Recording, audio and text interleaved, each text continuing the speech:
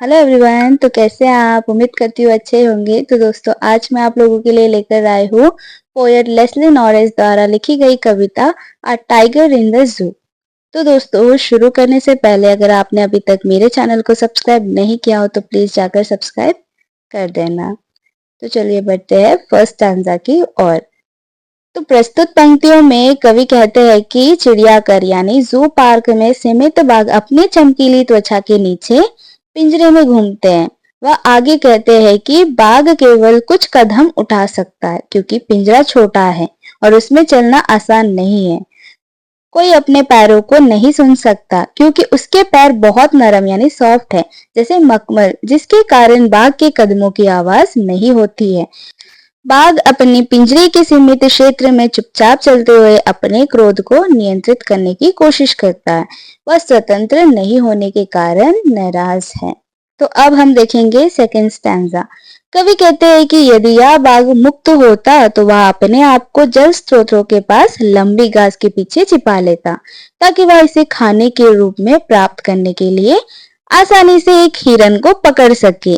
मूल रूप से कवि यह कहना चाहते हैं कि एक बाघ का वास्तविक जीवन जंगल में रहना है, जहां वह अपने शिकार को पकड़ सकता है और वह उसे खा सकता है, लेकिन पिंजरे में बाघ ऐसा नहीं कर सकता।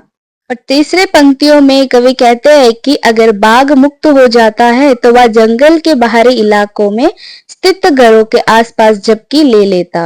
वह अपने तेज दांतों और पंजों से लोगों को आतंकित करता और इससे गांव में रहने वाले लोगों को डर पैदा कर सकता है। और फोर्थ स्टैंजा में कवि कहते हैं कि उस बाघ की वास्तविकता पर आता है जो पिंजरे के अंदर है। उनका कहना है कि बाघ एक मजबूत सेल में सीमित है जो मजबूत निर्माण सामग्री से बना है। वह आगे कहते हैं कि चूंकि बाघ सलाखों के पीछे है, इसीलिए उसकी क्रूरता भी सलाखों के पीछे है। वह उस पिंजरे में डंठल यानी जो तिनका रखता है, वह कभी भी आगंतुक यानी जो विजिटर्स होते हैं उन पर वह हमला नहीं करता, क्योंकि उसकी शक्ति पिंजरे द्वारा प्रतिबंधित है। इसीलिए वह कभी भी आगंतुक यानी जो विजिटर्स होते हैं उन पर वह हमला करने की कोशिश नहीं कर सकता। और अब हम देखेंगे लास्ट वाला स्टैंजा। तो कवि कहते हैं कि रात में बाघ गश्त करने वाले यानी जो सुरक्षा करने वाले कारों की आवाज सुनता है। और पेट्रोलिंग कार पुलिस के वाहन है जिनका उपयोग रात में पहरा देने के लिए किया जाता है। तो रात में बाघ इन कारों की आवाज सुनता है। वह फिर चमकती हुई आंखों से चमकते सितारों को देखता है। कवि कहना चाहते हैं कि बाघ उदास है और जैसे कि वह पिंजरे में कैद है, इसीलिए वह कुछ नहीं कर सकता। इसीलिए वह रात में सितारों को घूरता है और उनके प्रति अपने विचारों को मोड़ने की कोशिश करता है।